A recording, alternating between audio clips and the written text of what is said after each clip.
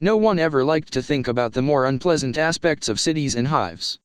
The crumbling infrastructure, the fact that countless people died from medical and safety cutbacks that no one with any power to help cared about, the constant gang violence, all that misery. But the more mundane things that no one living in a hive ever liked to think about was just how much shit was circulating underneath the city. Despite a hive being populated densely with figurative assholes, it also had a lot of literal assholes, and with that came shit. Literal tons of shit that the sewer systems had to deal with every day, safely out of sight of those with enough money to hide from reality. I didn't have such a luxury. I was in the depths of a sewer system underneath one of Wasteland's cities, and I was getting bombarded by the scent of the waste of millions of people. It took me constant effort to not to gag, something that could potentially lead to puking, which was the very last thing that I needed right now.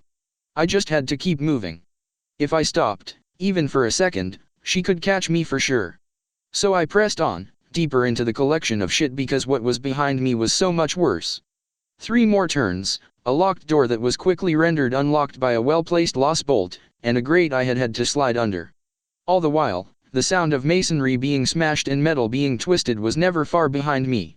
Making it all worse, I wasn't even sure where I was going. I could have been running in circles for all I knew. I didn't know the layout of this sewer system, and I was terrified that I was going to reach a dead end at any moment now. I was about to duck through a narrow passageway when a booming voice echoed through the tunnel. It didn't seem to come from one singular direction, but from every direction at once. Do not kill him. Wound him if you must, but bring him to me alive. Anyone who kills him will take his place. Trying really hard to not think about how far that message had gotten, I jumped a drop instead of taking the ladder, landing hard on my feet. Right in front of a trio of cultists. They all jumped back in surprise, but I was hopped up on enough adrenaline that I started shooting the second I saw them, catching one in the gut with a dozen lost bolts and vaporizing the face of another with 3 more. The last one managed to get a stray shot from his rifle off before I charged forward and slammed into him shoulder first, knocking him into the stream of sewage. Spluttering and coughing, he surfaced, his face filthy. Not hesitating, I took aim and blew his head off with an aimed burst, a horrible burning smell emanating from the sewage as some parts of it ignited. It just had to be an emperor-forsaken sewer, I swore, taking a second to put a round in the head of the cultist I had hit with gut shots, just to be on the safe side, before moving on. It was around that point that it hit me. A horrible, overwhelming smell. Not the smell of feces, which was quickly becoming nothing more but a pleasant memory, but another smell I recognized. A coppery smell. The river of sewage below me was changing color from murky brown to bright red. Blood. There were a couple of ways in which something like that could happen. The more mundane and more tedious method involved slaughtering copious amount of people and draining their bodies in order to get that much blood. A process that doubtless had to be tedious as all hell, but it was the kind of thing Chaos would waste their time doing. They probably did it to their own people as much as they did imperial citizens and soldiers. If not more. The other method was the method that I thought was a lot likely, that being sorcery. I didn't understand what the difference between psychers and sorcerers were, aside from the obvious hard-ons and moist pussies for daemons, and everything that came with that. But they seemed to be capable of doing rituals that got all kinds of results that just screamed chaos. The blood fetish, the obsession with death, the complete and utter shallowness of it all, that kind of thing. I'm not sure why the Chaos Lord would arrange for the sewers to be flooded with blood, nor how many cultists had been killed for it, either as a sacrifice or for their blood. But whatever the reason, I had a feeling that it wouldn't be anything good for me. The blood started to bubble, and I decided that that was the point for me to continue running. I had no idea what blood bubbling signified, and I intended to keep it that way. The deep, rattling breaths that echoed in the tunnels behind me spurred me on, encouraging me to run even harder. The screeching was just the icing on the cake. I dared to take a glance behind me as I ran. Blood letters were emerging from the blood, mouths open wide in screeches, flaming swords in hand. I didn't like the odds of taking on a single daemon, let alone a group. As they started to clamber out of the river of blood and chase after me at an unnaturally fast pace, I fumbled with my belt of grenades. I half considered using the crocs and sparing the frags for later before I ripped the pins off of all of them, scattering them behind me with a desperate throw. There were a few agonizing seconds as they scattered to the ground and the daemons drew closer before they detonated. The sound was deafening. Lower levels of sewers very rarely had repair crews sent down to take care of them, as it was such a poor people problem, and therefore local nobles tended to not give a shit. It had a tendency to lead to a good deal of unspeakable substances making its way into the water. It helped me right now. As all the grenades detonated, it took out some support structures that probably would have given out on their own sometime in the next decade, at least that was my guess. All I knew for sure is that, as I ran, I heard the sound of metal grinding and bending, which was quickly overwhelmed by shattering masonry, cracking stones, and a whole lot of very heavy objects tumbling downward. I didn't look back. If I was lucky, my cluster of grenades would have killed one, maybe two of the daemons, with some wounds on the others. A collapse that made that much noise would have certainly killed them, but only if it landed directly on top of them. If they had been behind it, then it would slow them down as they worked through the wreckage. I had no idea how long it would take an unholy daemon sword to work its way through sewer wreckage, though it was a safe bet to say that it wouldn't hold forever. For all I knew, it would only take 10 seconds for them to get through all of that. And if they hadn't even been on the far side of the wreckage, I wasn't sure and I wasn't looking back, then I had better move my ass.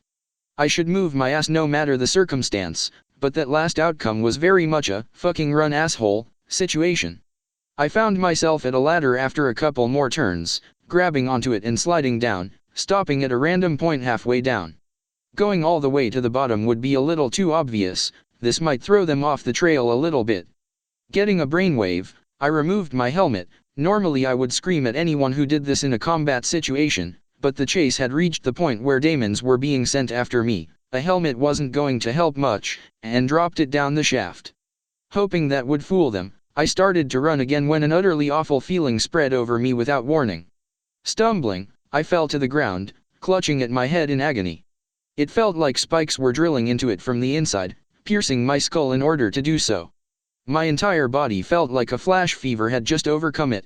My muscles felt drained, an unnatural warmth was spreading over me, and I felt an unnatural disorientation flood my sense.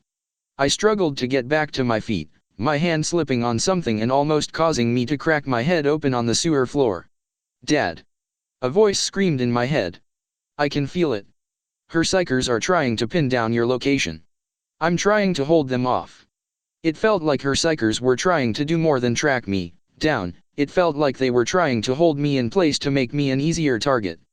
But whatever my daughter had done, it had lessened the effects on me. I still felt weak, feverish, and disoriented, but I could at least get to my feet now. Panting, my head still throbbing in agony, I started to run again. Only this time, I was going nowhere near as fast as I did last time, my body simply not being up to maintaining that original high speed. Fuck, I whispered to myself as I realized that a moderate jog was all I could handle, and anything more would quickly result with my ass back on the ground. There was a particularly heavy throb and I almost stumbled again. The symptoms were magnified, not the point where they had once been, but quickly working their way back in that direction. The Chaos Lord wanted me bad, and she was doubtless pushing her psychers to the breaking point to track me down. "Dad, just holds on a little bit longer," my daughter's voice echoed in my mind. "We're almost there, you just need to hold out for another minute or two." I nodded, not really recognizing that the little plan we had put together was almost in motion. Just a little longer. Just a little longer. Forcing myself forward, leaning on the wall here and there for support, I made my way to the end of the passage, and the door on the far side and slid it open. She was right on the other side. My heart dropped as I saw her in her pitch-black armor, stained with dry blood. Her red, raw daemon arm, the shiny golden arm she had taken from the Sister of Silence, one carrying a massive battle axe and the other a sword.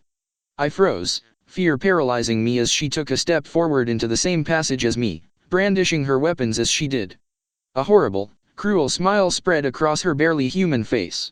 "Oh, I've imagined this moment for so long," she said. My instincts coming back to me, I raised my hellgun and fired on full auto. Dozens of lost bolts impacted on the Lord's front armor, doing nothing to her as she slowly walked forward. Whether it was the natural strength of the armor or some sort of magical enchantment that had been put on her by the ruinous powers, I had no idea. But I might as well have been aiming a wooden parade gun at her and blowing raspberries for all the good it was doing. Her lip curled up into a smug smirk as the bolts harmlessly bounced off her armor. One even struck her unarmored head right in the mouth and she didn't so much as blink. She came to a stop, looking at me with amusement, content to watch as I kept firing until my hellgun ran dry. As the last lost bolt left my weapon and I realized my power pack was dead, I hastily threw the backpack off and drew my sword with one hand and the plasma pistol I had with the other. As amusing as this is becoming, she said, you may be more concerned with what's behind you. Normally I would never look behind myself because someone trying to kill me told me to, but at that moment I heard a rather familiar deep, rattling cry.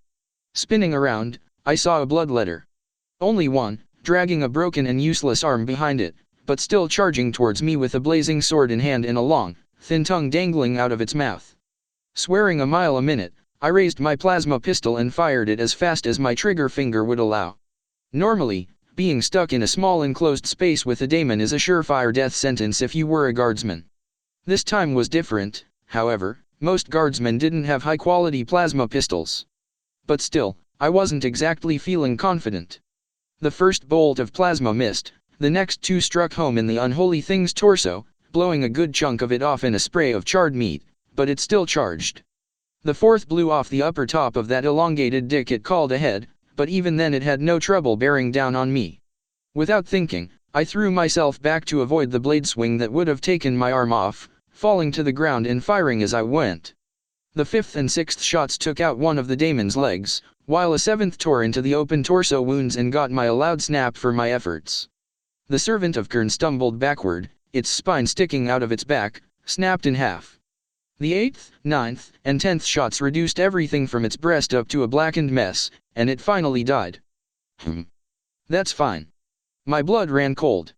Nothing like a servant of chaos trying to kill you to make you forget about a bigger, badder one that wasn't. Not yet anyway. Makes things more interesting. I turned, aiming my pistol, a dozen different plans going through my head. I could try and move away from here while pumping her with as many plasma bolts as I could, whatever protection she had would have to give out at some point, no matter how far down the road it was. Failing that, I could use my sword. Power weapons worked even on Space Marines, so it wasn't impossible. A direct assault would be suicide, she would try and crush me with that arm of hers, but if I was quick, I could always try and feint to the side and try my hand in cutting the arm off when it came down for me. I never got a chance. My weapons were barely up when her arm smashed into my chest, palm open, and pinned me into the wall, my blade clattering to the ground. I gasped silently, my voice failing as the wind was knocked out of me. A blinding pain tore through my chest as I felt ribs splinter. My left arm was pinned to my side, and my right couldn't reach much. Slowly, she closed the distance between us. Months. For months I've imagined this moment, she said softly, her voice full of poorly hidden glee. I've imagined what I would do to you, what I would say. My wildest fantasies would run wild. And now that I'm here, it's almost embarrassing to admit, but I can't actually think of anything. I'm too excited. She shook her head, letting out a genuine laugh that was more terrifying than any cackle I've ever heard. Well, I supposed I'll just have to do what comes naturally. At moment, she squeezed down on me. I had initially formed half-baked thoughts over not giving her the satisfaction of hearing me scream. A noble endeavor that died a quick and undignified death as I roared in pain as more ribs snapped, along with my left arm. Raising my plasma pistol, I fired 3 shots that hit an invisible barrier right before her face, before she slapped the weapon out of my hand so hard that it dislocated my wrist. It was a mild pain compared to the rest of my body, but it still earned some howls from me. Slowly, her new golden hand slid around my face, clenching it tightly. Like a hunter admiring her new trophy. That was my son's pistol, she said, her voice a hiss. I gave it to him. He had killed a planetary governor on one of your worlds in single combat. It was the first time I had ever seen him duel a servant of your corpse emperor one-on-one before. She blinked, and tears started to flow out of her eyes. I was so proud. I took the man's sword and pistol and gave it to him. Told him he had done well and that I knew he would go far. And now anger was etched onto her face, replacing the temporary sorrow. You took my son away from me. Her golden hand tightened around my head, and I could feel my skull straining under the pressure. I didn't want to think about how much harder she would have to grip before something cracked, because I knew it was within her capability. But first, I want to taste it. I want to feel your fear. Let's see if your thoughts show just how terrified you are. With that, I felt her pour into my mind. Images flashed through my head. The asshole I had made dig his own grave while I held a bolt pistol to his head. Zamora desperately working on her husband to be late into the night. Me sobbing uncontrollably as I held my daughter for the first time. My father burning to death while my sister watched with morbid satisfaction. My daughter-in-law going from hardened gangster to someone afraid I would bite her head off as she asked for my permission to propose. My wife laughing as she tossed our 5-year-old daughter up and down. And the one thought I had kept at the back of my mind this entire mission. I could feel her looking at it with me. I reached back with my tongue against one of my back molars and pressed against it twice. There was a click. She blinked. Then fury spread across her face. "No," she said softly. Then, it was a roar. "No." In spite of the situation, I forced out a ragged laugh. Yup. Grinning at her fury, I noticed that one of my purity seals had fallen off my armor. My third and favorite had come loose and was resting on the ground. Looking down, my handwriting was just barely visible in the poor light. "Where I fall, 10 more shall take my place.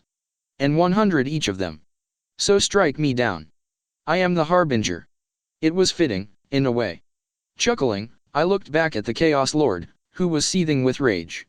She knew it all. This whole time. I had been bait. And it seemed that I had just enough time left for one last word.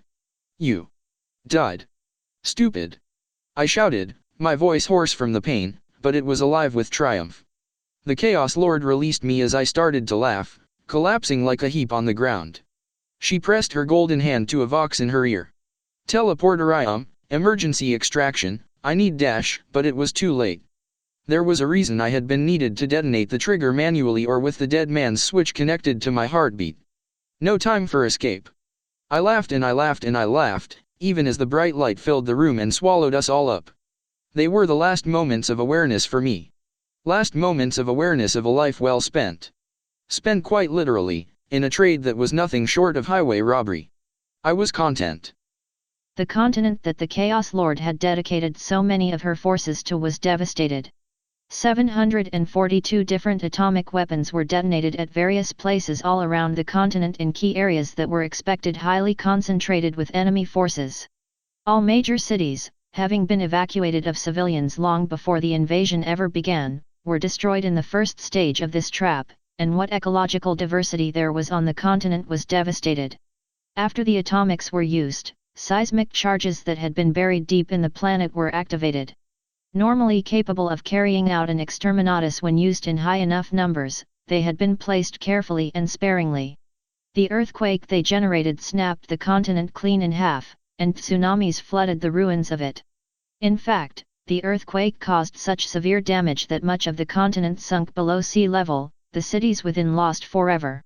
Normally a radioactive continent sinking into the ocean would have devastated the marine life, but fortunately, that was avoided by the simple fact that most marine life had been killed the first time the Chaos Lord had invaded the planet.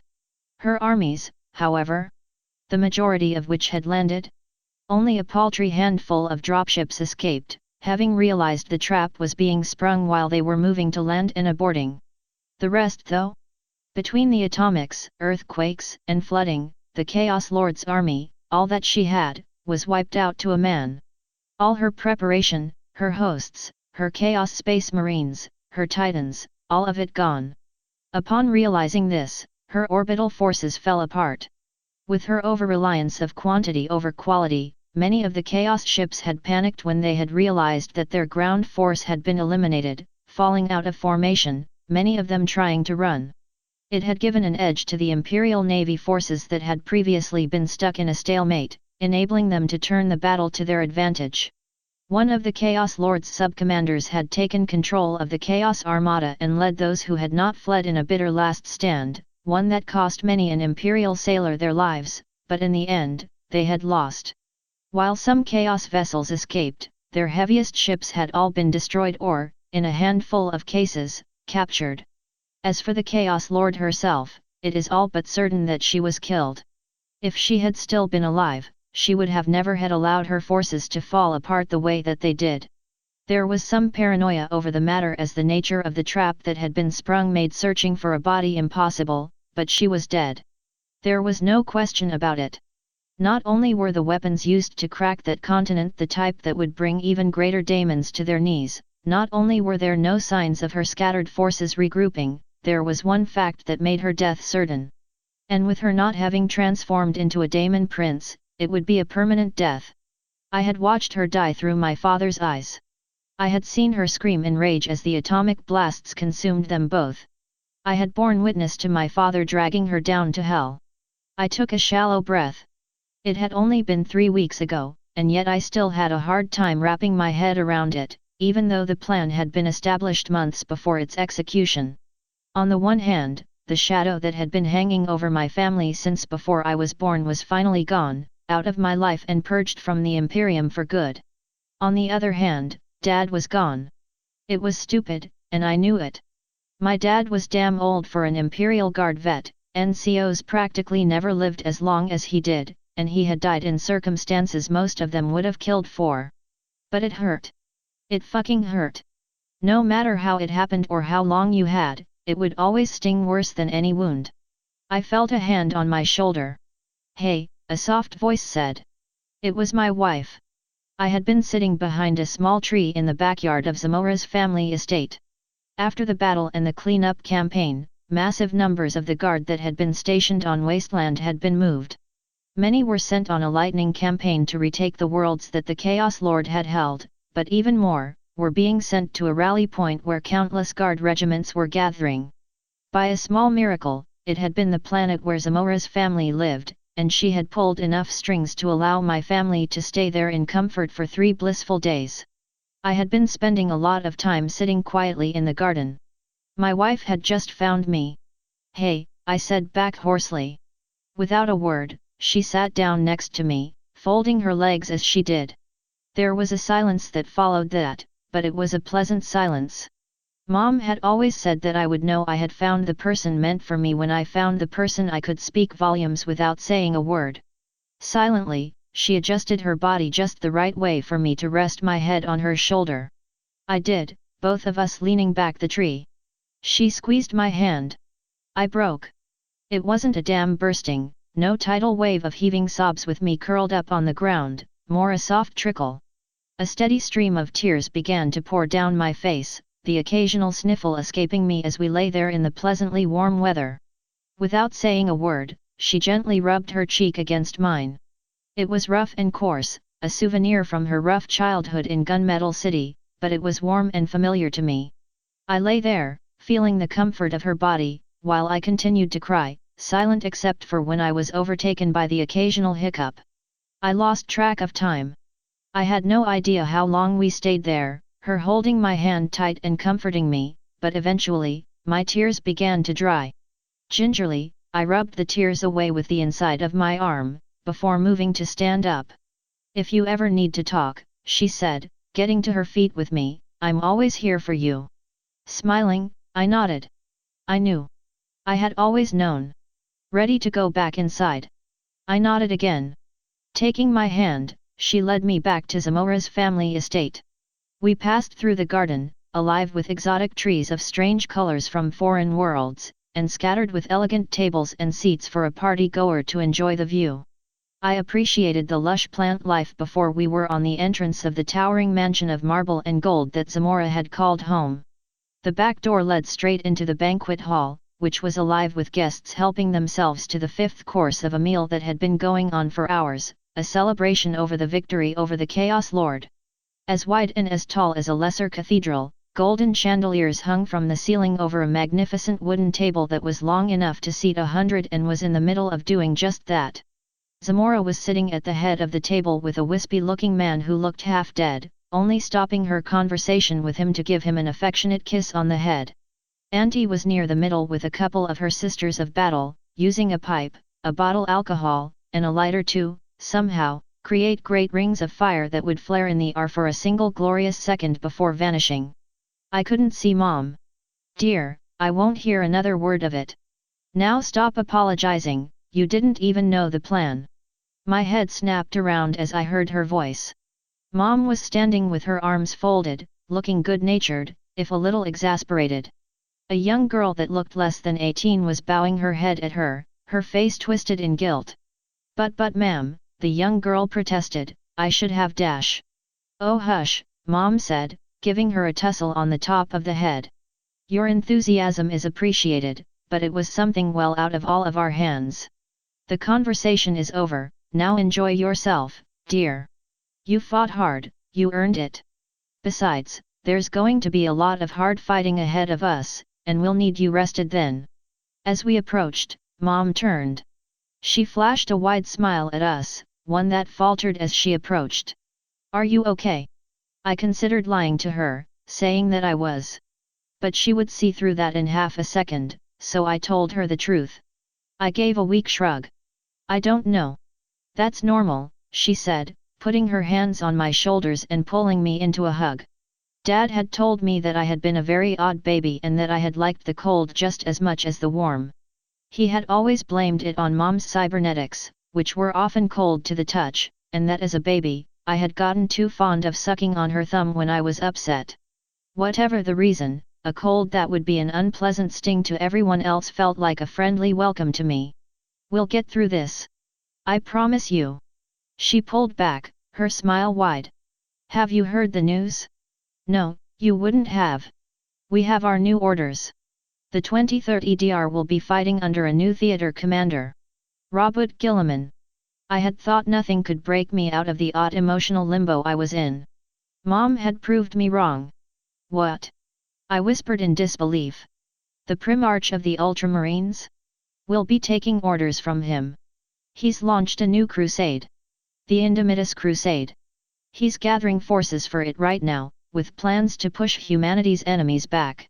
Countless Space Marines chapters are at his back, along with thousands of warships. There's even rumors about some sort of new and improved Space Marines in this crusade. All the forces rallying on this planet will be joining it. She smiled at me. We couldn't ask for more. And with the work we've done with the Chaos Lord, the crusade can focus on larger enemy forces. We saved him a stop. I felt dazed. I looked out the window, for lack of a better thing to do. I saw the novice sister of Silence talking with Brand, translating for her master, the Harlequin watching from a distance. A very safe distance. The younger sister had a mechanical arm to replace the one she had lost. Those champions had barely been able to hold their own against the Chaos Lord, and they would probably be joining them on a campaign to much darker corners of the galaxy. I shook my head. They had made their choices. And so had I. A couple of younger children, apparently Zamora's parents were still biologically healthy and still very enthusiastic, slowly moved up to Brand, looking rather scared. I couldn't hear what they were saying, and both looked like they were about to run, only for Brand to easily scoop them up in a hand each and place them on his shoulders, where they had more than enough space to sit. After that, he sat down and began to talk to the children, both of whom had their eyes glued to him as they waited on every word. I chuckled before I turned away. There was something I needed to do. Reaching into my rucksack, I produced the thing I had promised to handle for Dad. The last of his book. I would give it to Zamora later so she could print it. But right now, with the news that we had orders, a little bit of inspiration had hit me.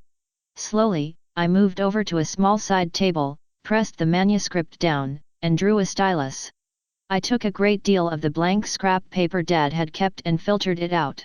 I lay one flat, thought for a second and drew on it. Surviving in the hell of the 42nd Millennium. I smiled. A good start. A new beginning.